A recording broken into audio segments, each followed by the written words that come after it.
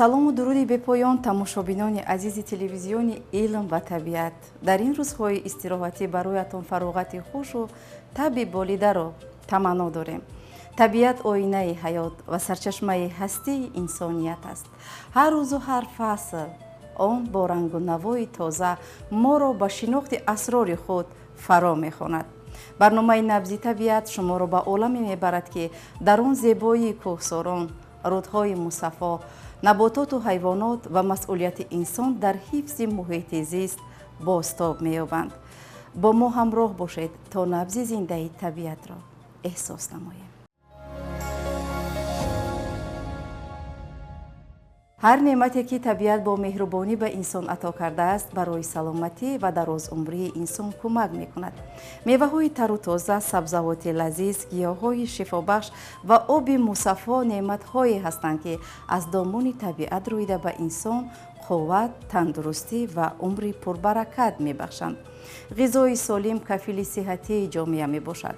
ҳар қадар дастархони мо аз неъматҳои табиӣ ғанитар бошанд, ҳамон андоза саломатӣ, нерӯмандӣ ва умри дарози мост. бахши ғизои солим аст. якҷоя тамошо мекунем.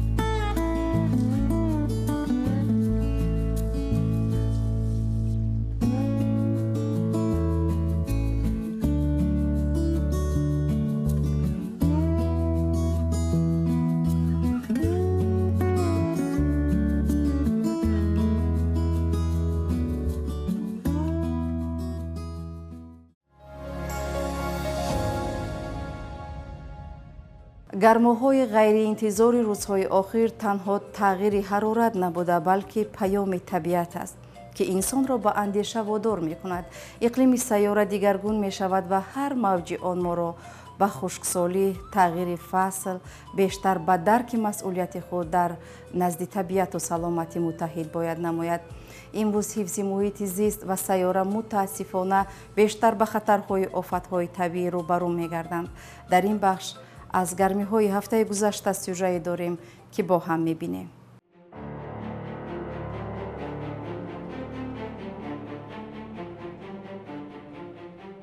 ҳамасола сокинони ҷаҳон гармии бесобиқаро эҳсос мекунанд. дар бисёри минтақаҳо ҳарорати ҳаво аз меъёрҳо баландтар сабт мешавад. солҳои охир мавҷҳои гармо, хушксолӣ, камшавии захираҳои об ва дигар падидаҳои ғайримуқаррарии иқлимӣ бештар ба назар мерасанд. олимон бар ин назаранд, ки яке аз сабабҳои асосии ин раванд гармшавии глобалии иқлим мебошад. гармшавии иқлим танҳо баланд шудани ҳарорати ҳаво нест. ин тағйироти фарогирест, ки ба тамоми низоми табиии замин таъсир мерасонад.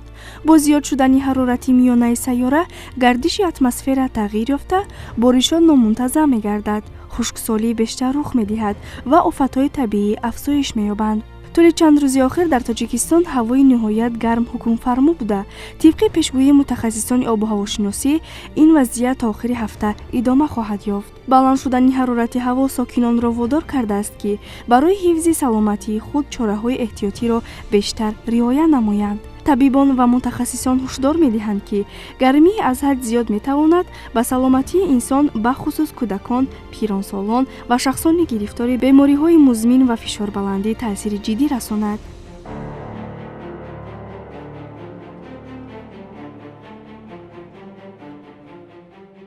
ба иттилои мутахассисон, дар водиҳои ҷумҳурӣ ҳарорати ҳаво рӯзона то ба 40-44 дараҷа мерасад. дар баъзе ноҳияҳои ҷанубӣ ва минтақаҳои пастзамин эҳтимол дорад ҳарорат боз ҳам баландтар шавад. дар ноҳияҳои кӯҳӣ бошад ҳарорати ҳаво аз 25 то 33 дараҷа пешбинӣ гардидааст. осмон асосан соф буда, имкони боришот хеле кам пешбинӣ шудааст. бо баланд шудани ҳарорати ҳаво, зиндагии ҳаррӯзаи мардум низ тағйир меёбад. бисёре аз сокинон кӯшиш мекунанд корҳои худро субҳи барвақт ё баъд аз ғуруби офтоб анҷом диҳанд. дар соатҳои нисфирӯзӣ, ки ҳарорати ҳаво ба баландтарин дараҷа мерасад, аксарият дар ҷойҳои сояфкан ё дохили биноҳо қарор мегиранд. ба назари табибон, гармии шадид метавонад боиси офтобзадагӣ, камобшавии организм ва паст шудани фишори хун гардад.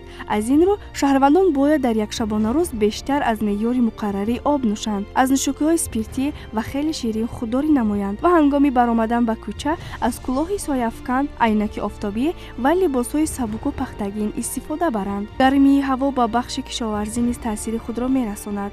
деҳқонон мегӯянд, ки дар чунин шароит обёрии саривақтии зироатҳо аҳамияти бештар пайдо мекунад. мутахассисон ҳамчунин аз шаҳрвандон даъват мекунанд, ки нисбат ба кӯдакон, пиронсолон ва шахсони дорои бемориҳои дилу раг диққати бештар диҳанд. ҳангоми сафар бо нақлиёт набояд кӯдакон ё ҳайвонотро ҳатто барои чанд дақиқа дар дохили мошини баста танҳо гузошт, зеро ҳарорати дохили мошин метавонад дар муддати кӯтоҳ ба сатҳи хатарнок расад. бо вуҷуди мушкилот, роҳҳои коҳиш додани таъсири гармшавии иқлим вуҷуд доранд. истифодаи манбаъҳои барқароршавандаи энергия, сарфаи нерӯи барқ, рушди нақлиётӣ аз ҷиҳати экологӣ тоза, зиёд намудани майдонҳои сабз ва истифодаи оқилонаи захираҳои табиӣ метавонанд ба коҳиши партови газҳои гулхонаӣ мусоидат намоянд.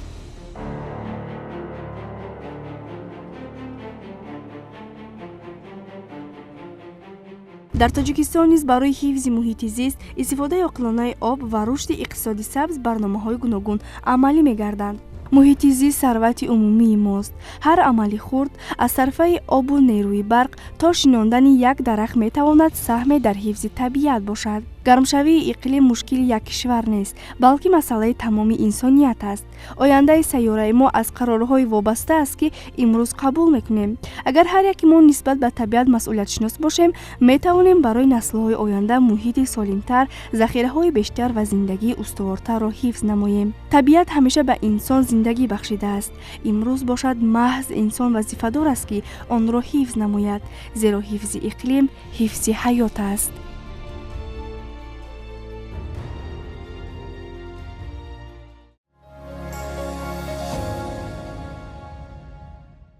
об манбаи ҳаёт, ҷавҳари ҳастӣ ва сарчашмаи бақои тамоми мавҷудоти олам аст.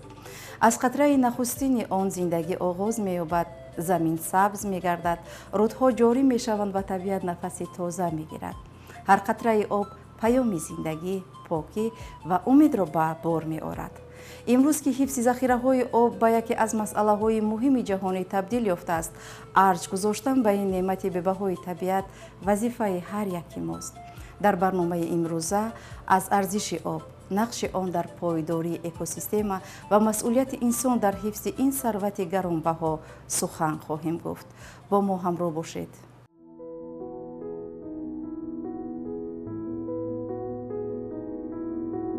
об яке аз муҳимтарин неъматҳои табиат ва асосии мавҷудияти ҳаёт дар рӯи замин мебошад. бе об зиндагии инсон, ҳайвонот ва наботот ғайриимкон аст. аз замони қадим одамон дар соҳили дарёҳо, кӯлҳо ва чашмаҳо зиндагӣ мекарданд, зеро об барои нӯшидан, кишоварзӣ, чорводорӣ ва дигар эҳтиёҷоти рӯзмарра зарур буд. имрӯз низ об яке аз сарватҳои муҳимтарини табиӣ ба ҳисоб меравад ва нақши он дар рушди ҷомеа рӯз то рӯз бештар мегардад.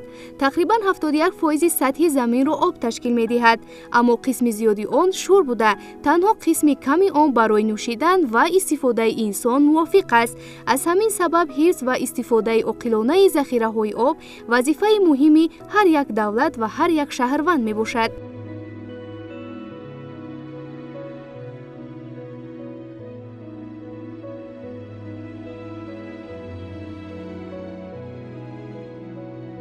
дар организми инсон низ об нақши асосӣ дорад. тақрибан 60-70% ҷисми инсон аз об иборат аст. об барои фаъолияти ҳамаи узвҳои бадан зарур мебошад. он моддаҳои ғизоиро ба ҳуҷайраҳо мерасонад, моддаҳои нолозимро аз организм хориҷ мекунад, ҳарорати баданро танзим мекунад ва ба кори дурусти дил, майна, гурда ва дигар узвҳо мусоидат мекунад.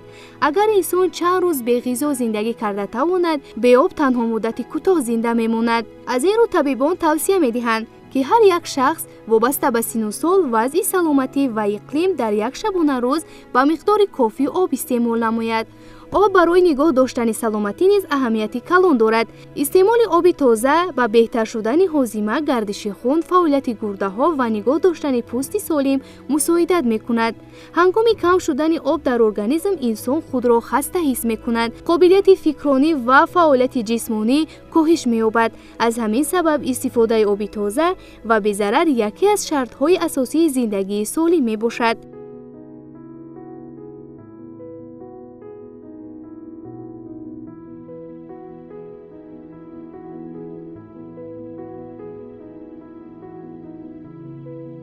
тоҷикистон дорои захираҳои бузурги об буда, яке аз кишварҳои пешсафи ҷаҳон аз рӯи имконияти истеҳсоли нерӯи барқи обӣ ба ҳисоб меравад. дарёҳои пурроб ва пиряхҳои мамлакат барои рушди иқтисодиёт аҳамияти калон дорад. об инчунин барои нигоҳ доштани муҳити зист муҳим аст. дарёҳо, кӯлҳо, чашмаҳо ва ботлоқзорҳо макони зиндагии ҳазорҳо намуди набототу ҳайвонот мебошанд. агар захираҳои об ифлос ё хушк шаванд, ба табиат ва гуногунии биологӣ зарари ҷиддӣ мерасад. аз ин рӯ муҳофизати манбаъҳои об яке аз вазифаҳои муҳими экологӣ мебошад. бо вуҷуди аҳамияти бузурги об, имрӯз бисёр кишварҳои ҷаҳон бо мушкилоти норасоии оби тоза рӯбарӯ ҳастанд. афзоиши аҳолӣ, тағйирёбии иқлим, обшавии пиряхҳо, ифлосшавии дарёҳо ва истифодаи нодурусти захираҳои об боиси кам шудани оби ошомиданӣ мегардад. аз ин рӯ ҷомеаи ҷаҳонӣ барои истифодаи оқилонаи об ва ҳифзи он тадбирҳои гуногун меандешанд. тоҷикистон ҳамчун кишвари дорои захираҳои бузурги об дар масъалаҳои байналмилалӣ марбут ба об нақши фаъол дорад. бо ташаббусҳои Тоҷикистон Созмони Милали Муттаҳид чандин барнома ва 10-солаи байналмилалиро оид ба масъалаҳои об қабул намудааст. ин ташаббусҳо ба истифодаи оқилонаи об, ҳифзи захираҳои он ва таъмини аҳолии ҷаҳон бо оби тоза равона шудааст.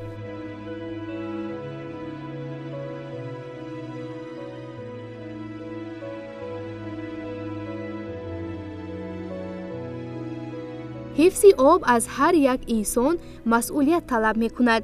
истифодаи сарфакоронаи об дар хона, коргоҳ ва заминҳои кишоварзӣ, пешгирии ифлосшавии дарёҳо, шинонидани дарахтон ва баландбардоштани маърифати экологӣ аз ҷумлаи роҳҳои асосии ҳифзи ин неъмати бебаҳо мебошад. агар ҳар як шахс ба об эҳтиром гузорад ва онро сарфакорона истифода барад, метавонад ин сарвати табииро барои наслҳои оянда нигоҳ дорем. об сарчашмаи ҳаёт, саломатӣ ва рушди ҷомеа мебошад. пешрафти кишоварзӣ, саноат, энергетика, ҳифзи муҳити зист ва зиндагии инсон бевосита ба мавҷудияти об вобаста аст. аз ин рӯ ҳифз ва истифодаи оқилонаи захираҳои об вазифаи муҳими ҳар як инсон аст. об неъмати бебаҳои табиат буда, эҳтиром ва нигоҳдории он кафолати зиндагии солим ва ояндаи дурахшони инсоният мебошад.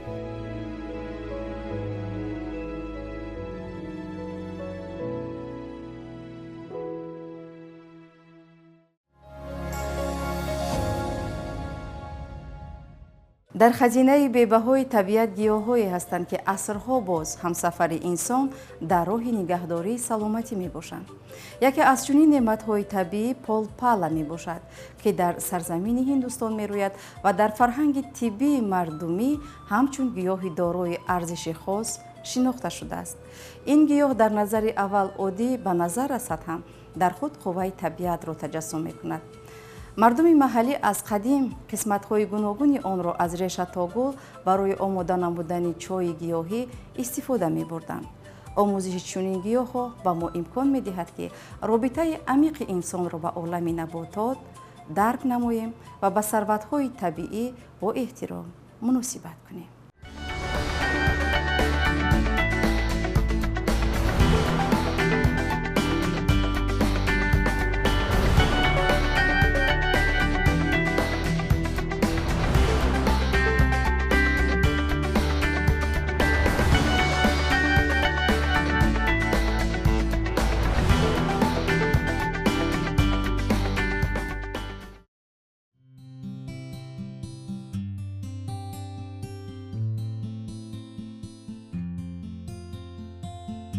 гиёҳи полпала яке аз гиёҳҳои маъруфи шифобахши халқҳои шарқ, махсусан осиёи марказӣ ва Ҳиндустон ба шумор меравад. ин растанӣ бештар дар ҷойҳои хушк, соҳилҳои рудхона ва доманакӯҳо мерӯяд. номи полпала аз решаи калимаҳои ҳиндӣ гирифта шуда бо забонҳои қадимии Ҳиндустон рост меояд. пол маънои шир, сафедӣ ва пала маънои барг ё гиёҳро дорад. аз ҳамин сабаб полпала ба маънои гиёҳи сафедмонанд, гиёҳи ширгуна ё гиёҳи дорои шираи сафед омадааст.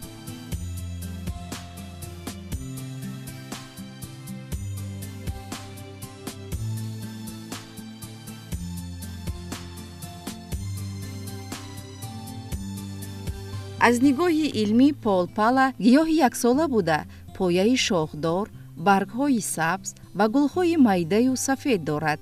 ин растанӣ дар бисёр кишварҳо ҳамчун гиёҳи доругӣ ва поккунанда истифода мешавад. таркиби кимиёвии он дар барг ва решаҳои он флавоноидҳо, алкалоидҳо, танинҳо, гликозидҳо, кислотаҳои органикӣ ва моддаҳои минералӣ мавҷуданд, ки дорои таъсири пешобронӣ доранд ва барои пок кардани гурда ва масона кӯмак мерасонад. барои дафъ кардани сангҳои гурда ва пешобдон истифода мешавад. ҳамчунин таъсири зидди бактериявӣ ва поккунандагӣ дорад.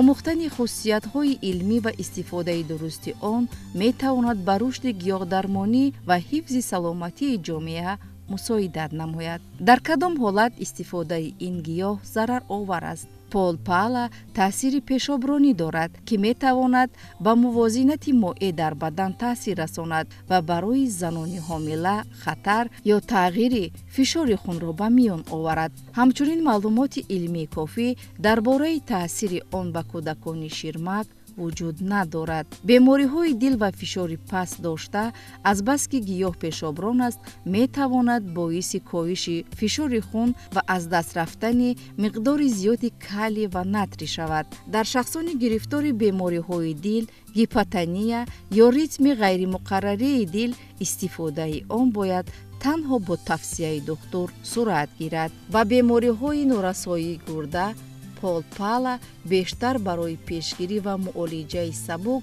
ё миёнаи сангҳои гурда истифода мешавад. аммо дар ҳолати вазнинии норасоии гурда ё нефритҳои музмин он метавонад вазъи беморро бадтар кунад. кӯдакон ва пиронсолон барои ин гурӯҳ эҳтиёткорона истифода бурдан лозим аст, зеро талафоти зиёди моеъ ё намакҳо метавонад зуд ба организм таъсири манфӣ расонад.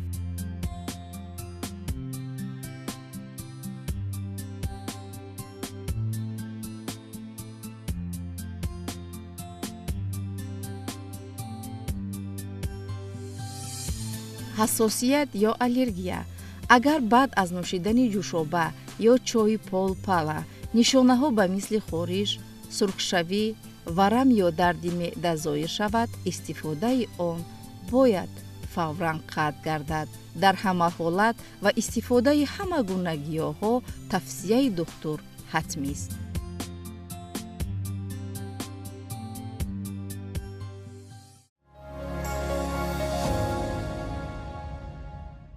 табиат ҳамеша бо офаридаҳои шикифтангези худ инсонро ба ҳайрат меорад.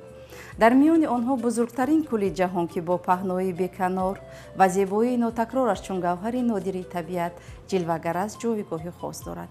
мавҷҳои ором, соҳилҳои дилфиреб, гуногунии набототу ҳайвонот ва манзараҳои афсункори он на танҳо чашмро навозиш медиҳанд, балки аз ғановати табиат ва ҳикмати офариниш низ қисса мекунад. ин кӯли азим на танҳо сарвати табиӣ, балки бахше аз низоми экологии сайёра аст ки нигаҳдорӣ ва ҳифзи он масъулияти муштараки инсоният мебошад.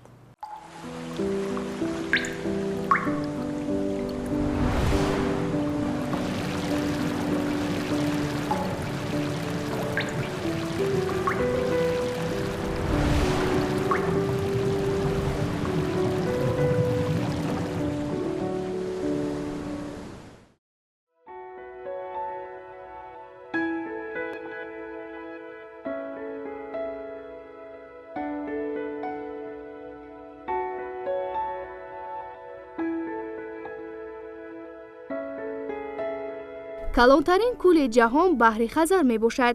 гарчанде ки онро баҳр меноманд, аз нигоҳи илмӣ он кӯли азимӣ баста ба ҳисоб меравад, зеро ба уқёнуси ҷаҳон роҳи мустақим надорад. масоҳати баҳри Хазар тақрибан 371 000 километри мураббаъ буда, дарозии он зиёда аз 1200 километр ва паҳноиаш то 435 километр мерасад. ин кӯли азим дар байни қитъаҳои Аврупо ва Осиё ҷойгир шудааст. баҳри Хазар бо 5 давлат ҳамсарҳад аст: Русия, Қазоқистон, Туркманистон, Эрон ва Озарбойҷон. барои ҳамаи ин кишварҳо он аҳамияти бузурги иқтисодӣ, нақлиётӣ ва экологӣ дорад.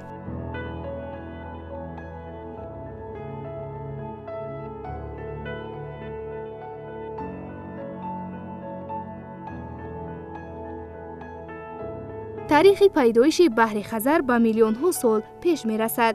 олимон бар ин назаранд ки он боқимондаи як баҳри қадима мебошад, ки дар натиҷаи тағйироти геологӣ ва уқёнус ҷудо шудааст.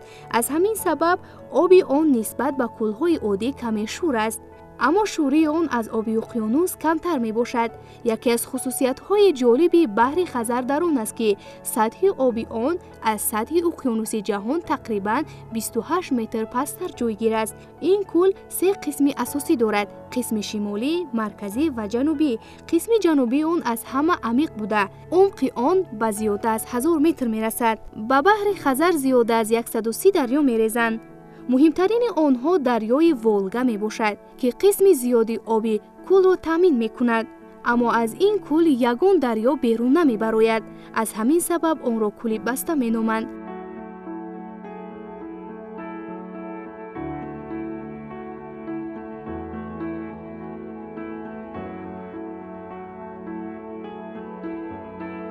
баҳри Хазар аз захираҳои бои табиӣ бархурдор аст. дар қаъри он захираҳои бузурги нафту газ мавҷуданд, ки барои иқтисоди кишварҳои соҳилӣ аҳамияти калон дорад. ин минтақа яке аз марказҳои муҳими истихроҷи нефту газ дар ҷаҳон ба ҳисоб меравад. аз ҷиҳати олами ҳайвонот низ баҳри Хазар хеле машҳур аст. дар он зиёда аз 850 намуди ҳайвонот ва садҳо намуди растаниҳои обӣ зиндагӣ мекунанд. яке аз машҳуртарини сокинони он моҳиҳои осетр мебошад, ки аз онҳо икраи сиёҳи машҳур ба даст меояд. инчунин дар баҳри Хазар ҳайвони нодире ки бо номи муҳри хазарӣ зиндагӣ мекунад, ки ягона ширхӯри ин кӯл мебошад. бо вуҷуди аҳамияти бузург, имрӯз баҳри Хазар бо мушкилоти экологӣ рӯбарӯ аст. ифлосшавии он, истихроҷи нефту газ, кам шудани сатҳи об ва тағйирёбии иқлим ба табиати он таъсири манфӣ мерасонад. аз ин рӯ 5 кишвари соҳилӣ барои ҳифзи муҳити зист ва истифодаи оқилонаи захираҳои он ҳамкорӣ мекунанд.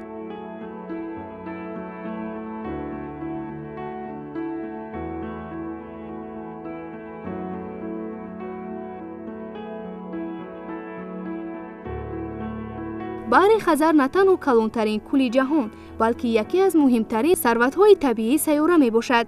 он барои рушди иқтисоду нақлиёт, моҳидорӣ, энергетика ва ҳифзи гуногунии биологӣ аҳамияти калон дошта, омӯзиши он барои олимон то имрӯз идома дорад. агар баҳри Хазарро кишвар ҳисоб мекарданд, аз рӯи масоҳат аз бисёр давлатҳои ҷаҳон калонтар мебуд. дар он тақрибан 40-44% тамоми оби кӯлҳои ҷаҳон ҷойгир аст. он ягона кӯли бузургест, ки ҳам хусусиятҳои кӯл ва ҳам баҳрӣ дорад.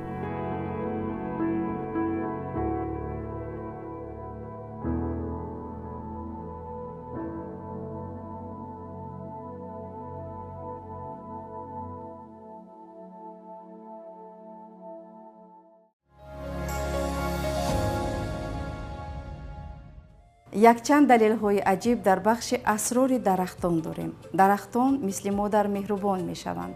дар ҷангал дарахтони кӯҳансол метавонанд ба ниҳолҳои ҷавон тавассути реша ва шабакаи занбурӯғи ғизо ва об интиқол диҳанд. ин ба афзоиш ва зинда мондани ниҳолҳои ҷавон кӯмак мерасонад. вақте ки ҳашарот ба барги дарахтон ҳамла мекунад, баъзе намудҳои дарахтон газҳои махсус хориҷ мекунанд. дарахтони ҳамсоя инро ҳис намуда пешакӣ моддаҳои муҳофизатиро истеҳсол мекунанд. баъзе дарахтон бошанд ҳазорҳо сол умр мебинанд. масалан, дарахти санобар зиёда аз 4800 сол умр мебинад. онҳо аз қадимтарин мавҷудоти зиндаи рӯи замин ба ҳисоб мераванд. дар бахши асрори дарахтон маълумотҳои бештар дорем.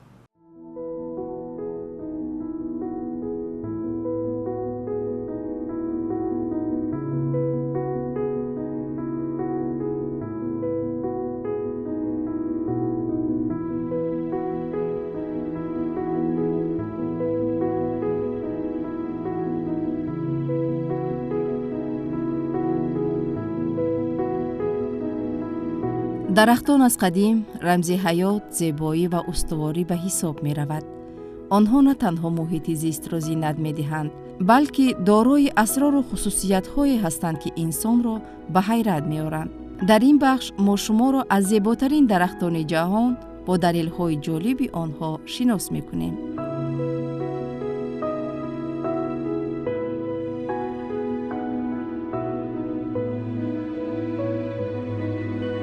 яке аз дарахтони машҳур ва зебои ҷаҳон ин сакура мебошад. ин дарахт дар кишвари ҷопон хеле маъмул аст. гулҳои нозуки гулобии он танҳо барои чанд рӯз мешукуфанд, аммо ҳамин кӯтоҳӣ бо он арзиши хос мебахшад. дар фарҳанги ҷопон сакура рамзи гузариши зуди ҳаёт ва зебоии лаҳзаи зиндагӣ аст.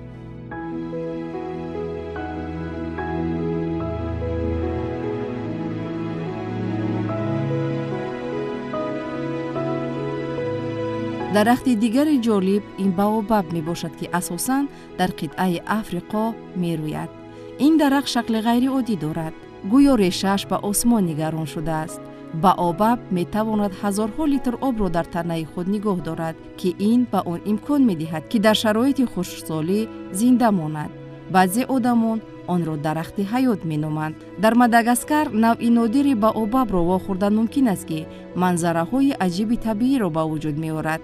хиёбони машҳури онҳо ки бо номи Avenue of the Baobabs маълум аст, яке аз ҷойҳои диданбобтарини ҷаҳон ба шумор меравад.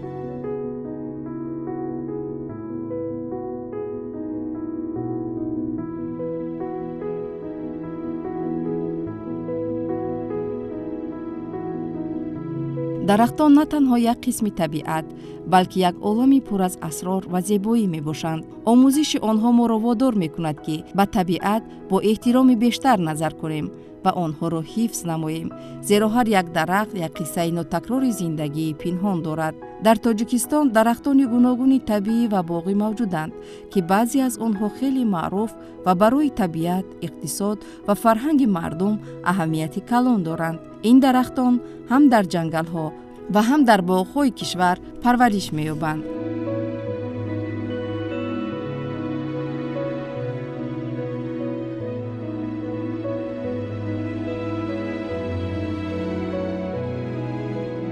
сафедор яке аз паҳншудатарин дарахтон дар тоҷикистон аст. он зуд месабзад ва барои соя, ҳезом ва ҳифзи табиат аз шамол хеле муҳим аст. дар бисёр деҳот ва канори роҳҳо ин дарахтонро дидан мумкин аст.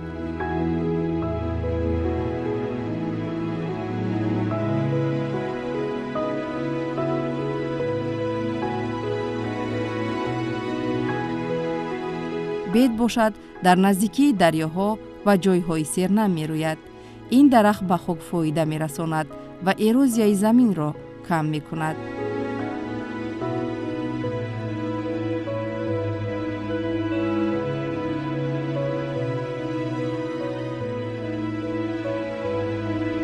дарахтони чормағз на танҳо барои меваи болаззаташ, балки барои чӯби пурқимат низ маъруф аст. дар минтақаҳои кӯҳӣ, махсусан дар водиҳо, бисёр дида мешавад.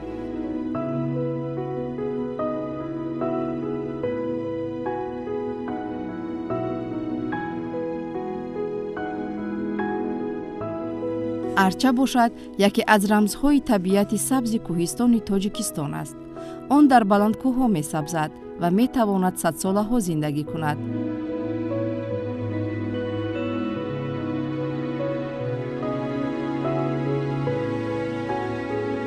дар бисёр минтақаҳои кишвар боғҳои себпарварӣ мавҷуданд. себ яке аз маҳсулотҳои асосии боғдорӣ ба ҳисоб меравад. тоҷикистон макони хеле зебо ва бииштосо аст ки дар он зиёда аз 1000 намуди гулугиёҳ ва дарахтони ҳамешасабз парвариш карда мешаванд.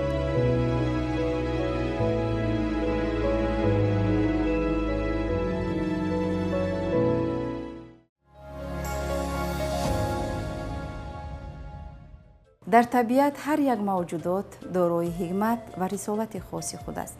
ин ҳаракати пайваста ҳамон равандест ки маънои вақт ва ҷараёни зиндагиро ба вуҷуд меорад. ҳама офаридаҳо дар ин олами беканор оғоз ва анҷоми худро дорад, аммо ҳар анҷом оғози марҳилаи наве мебошад. табиат ба мо меомӯзад ки зиндагӣ дар ҳаракат аст, тағйир меёбад ва ҳар лаҳзаи он дорои арзишу маънои бузург аст. пас бояд ки дақиқ ва хушбин бошем. бо ҳамин андешаҳо барномаи имрӯзаи мо ба анҷом мерасад. бигзор эҳтиром ба табиат моро ба қадри неъматҳои он ва дарки амиқи асрори ҳастӣ раҳнамоӣ намояд. то дидори дигар, хайр.